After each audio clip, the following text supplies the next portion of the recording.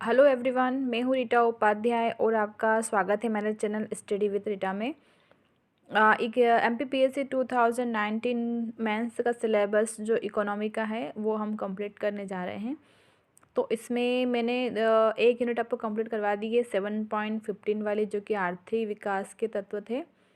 अब हमारी 7.12 यूनिट जो है मानव विकास का सूचकांक, मानव विकास एवं आर्थिक विकास, ये जो यूनिट है वो चल रही है। इसमें जो ये वाले जो 6 मार्क्स के थे 1 to 3 क्वेश्चन वो कंप्लीट हो चुके हैं। 4 to 6 वाले भी कंप्लीट हो चुके हैं। अब मैं 7 to 10 क्वेश्चन जो हैं, सतत विकास सूचकांक क्या है, मानव विकास, मानव खुशहाली इंडेक्स, हरित या पर्यावरणीय लेखांकन और समावेशी विकास, ये 4 क्वेश्चन जो 3 मार्क्स के हैं वो मैं आज आपको कंप्लीट करवाऊँगी इस वीडियो में। तो सबसे पहले आप हमारे चैनल को सब्सक्राइब कर लीजिए और बेल आइकॉन बिल्कुल दबाना ना भूलें। और अगर आपको ये वीडियो थोड़ा भी हेल्पफुल लगता है तो आप इसे लाइक ज़रूर कर दें, और जिसे भी जो भी स्टूडेंट सेल्फ स्टडी से अपना प्रिपरेशन कर रहे हैं उन्हें आप ज़रूर शेयर कर दें, ताकि उनकी थोड़ी सी हेल्प हो जाए। और इस यूनिट के अंतर्गत देखिए हमें 18 क्वेश्चन कवर करने हैं, जो कि 3, 6 और 15 मार्क्स के हैं। तो चलिए हम पहला हमारा देखते हैं कि सतत विकास सूचकांक किसे कहते हैं। ये 3 मार्क्स का क्वेश्चन है और इसका जो आंसर है वो 30 वर्ड्स के अंदर ही लिखा गया है।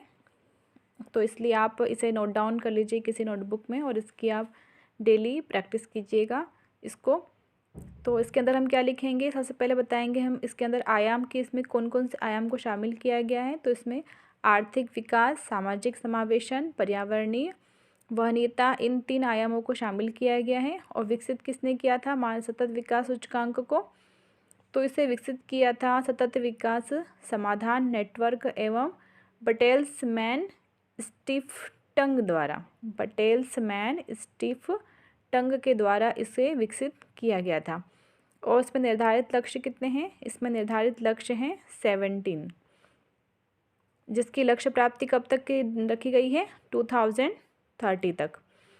अब दूसरा हमारा है 3 मार्क्स का कि मानव खुशहाली इंडेक्स किसे कहते हैं। मानव खुशहाली इंडेक्स भी हमें उसी तरह से बताना है कि आयाम इसके अंदर क्या क्या शामिल किए गए हैं, और रिपोर्ट विकसित किसने किया, और विशेष अगर डालना चाहें तो कुछ डाल सकते हैं करंट से रिलेटेड। तो चलिए सबसे पहले हम इसमें देखते हैं कि हम इसमें शामिल क्या क्या करते हैं आखिर।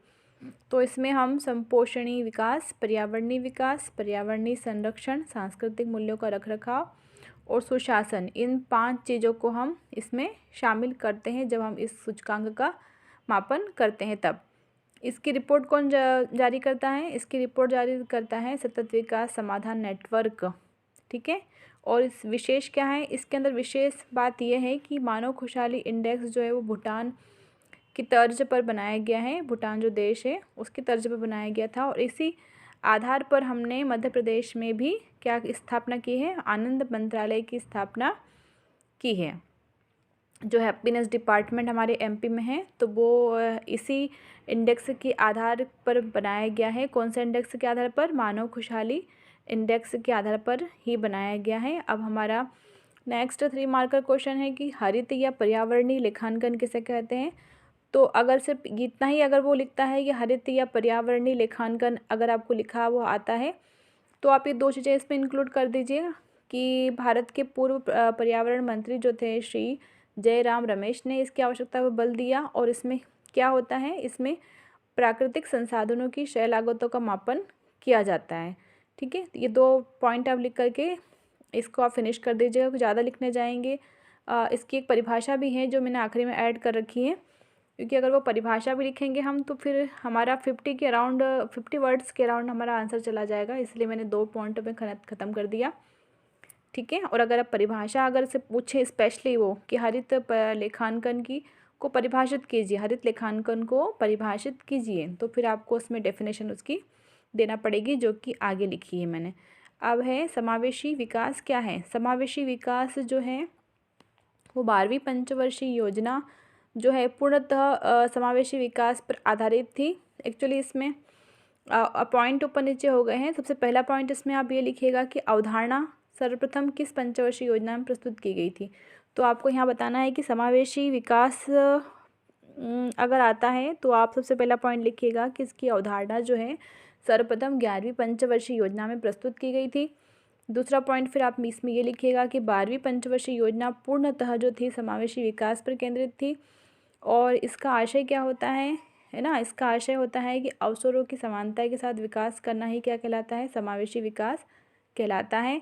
और इससे संबंधित कौन कौन सी योजनाएं लागू की गई हैं, समावेशी विकास से संबंधित योजनाएं जो है हमारे भारत में चलाई जा रही हैं, मिड डे मील योजना, दीनदयाल अंत्योदय योजना, ये सारी जो योजनाएं हैं और भी बहुत सारी योजनाएं हैं, पर अगर सारे नाम मेंशन करने जाएंगे आप तो फिर वो वर्ड लिमिट कुछ ज़्यादा हो जाएगी, इसीलिए हमें दो कोई योजनाएं बता करके इस आंसर को फिनिश कर देना है।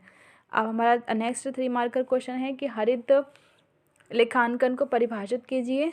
तो परिभाषा में हम लिखेंगे कि यह राष्ट्रीय आय के आकलन की एक ऐसी विधि है जिसमें राष्ट्रीय उत्पाद की अभिवृद्धि में प्रयुक्त हुए प्रकृति प्रदत्त संसाधनों की क्षय लागतों को राष्ट्रीय आय में से घटाया जाता है।